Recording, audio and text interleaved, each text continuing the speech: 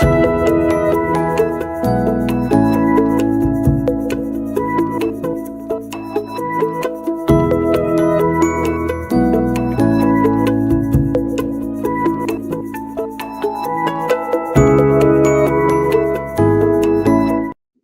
and welcome back. This is my conversation with Carrie Severson, and we call this episode Dare to Dream a New Dream. I'm Maria Tomás-Keegan, your host your host of From Upside Down to Right Side Up, Tips for the Transition. It's my pleasure to share inspiring stories like Carrie's.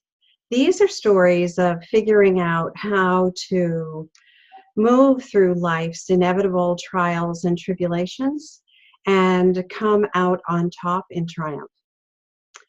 They help us to know that we're not alone when our own world turns upside down. So in our first segment, Carrie told us about her longtime dream of having her book published by a traditional publisher, and how none of those doors opened for her. That journey, I'm sure, was wrought with emotion, and we're going to dig into those now. Hi, Carrie. Hi. Thanks so much for sharing your story. Really appreciate it. So let's get into those emotions and dig a little deep. What came up for you, and how did you get through them? Well, so being in the journalism industry for so long, I've been aware of conferences happening, and I remember being timid at first, like going and trying to pitching myself to agents at big, massive conferences. And so right away, this industry is sort of a little icy because of that very act of you having to present something to somebody. So even before you begin, there's this uphill surge of energy that's required of pulling all your stuff away and trusting yourself, and more than anything else, to put yourself out there. And so I can even hear it in my voice now. The the baseline emotion of this whole thing has been overcoming your own fear, getting in your own way, believing in yourself more than anybody else. Just in the very act of pitching, right? Putting yourself out there. Receiving the rejection. And I'm talking like 80. I've received 80 at this point from agents. It's a numbing feeling, like you have to accept it, process it, put it aside, and pitch yourself right again before that negative sort of feeling hits your mindset. This whole thing is just one big onion, right? Different flavors of emotions consistently coming up. So the writing process in itself is an emotional journey, constant healing happening. The pitching process is its own onion, its own emotional flavor roller coaster, and you never really know what you're going to get on the day you do this. So, I mean, rejection, the concept of abandonment is like being so highly intuitive, knowing I'm supposed to do this. There's always that like conversation with myself or with God, like, if you want me to do this, why aren't you opening any door for me to do this? And so there's always that sort of emotion that you have to pull back and unravel, you know? And then finally getting to the end point where I'm like, if no one else is going to do this, accept this. And I got far in conversations with agents. And that in itself is like all this excitement and then this huge letdown and having to do it all again. And it really feels like a roller coaster. It really does. When I finally got to the end, though, here in October of 2018, walking away from, I actually had a deal presented, but it was a bad one.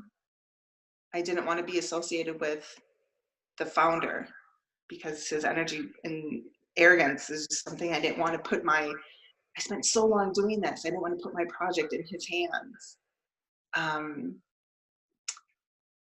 The bottom sort of fell out, and rather than giving up the dream altogether, I decided to start researching, what do you need to be a literary agent? What do you need to have to be a publisher? And you just need to have courage. You need to have confidence. You need to have trust and faith in yourself.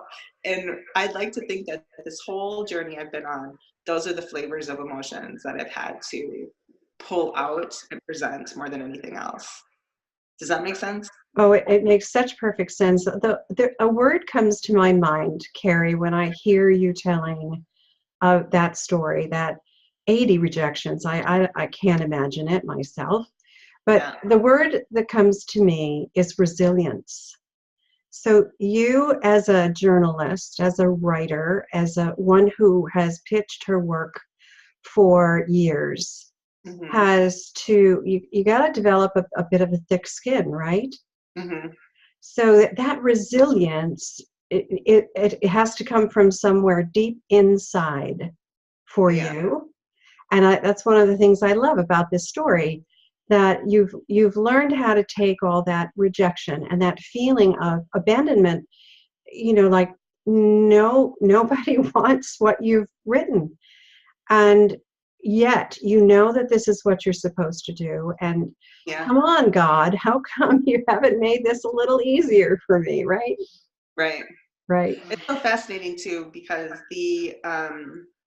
I think the hardest part about this whole thing was getting far in conversations with agents and them literally saying, it's too much of a risk, because of the powerhouses that are in the spiritual self-help category dominate the category. And so many people like me who have a strong following, who have a strong business, who have a really strong proposal and a phenomenal project, we can't get ahead because that market, that particular that sector of the marketplace is so saturated. So when you talk about all right, God, I'm knocking here, no doors opening, I'm intuitively hearing this idea of you're just not looking in the right place. The door's open. I've just been so focused on the traditional. Exactly. That I was like, oh, I guess this is just my next chapter. He wants me to launch my own thing and help women who are in my position, who can't get picked up, and take them with me.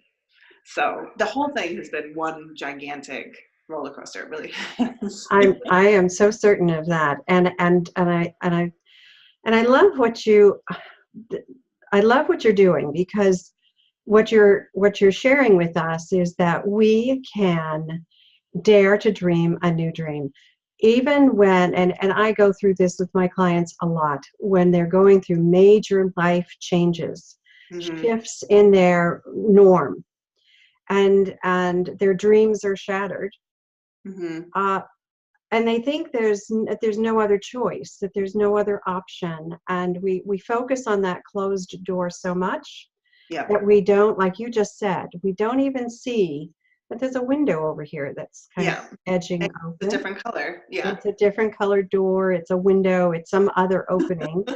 And it doesn't look like anything we imagined before. So I love that you are pursuing something new.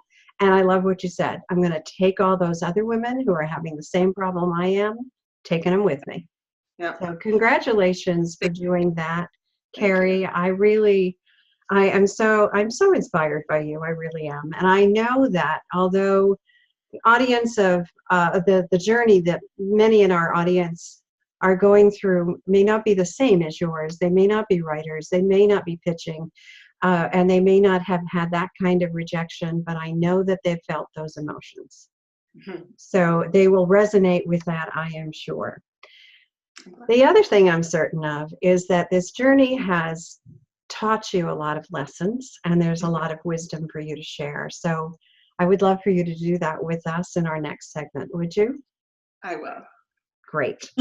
So please join us, everyone, in our next segment with Carrie Severson. Dare to dream a new dream. I'm Maria Tomás-Keegan. Till next time.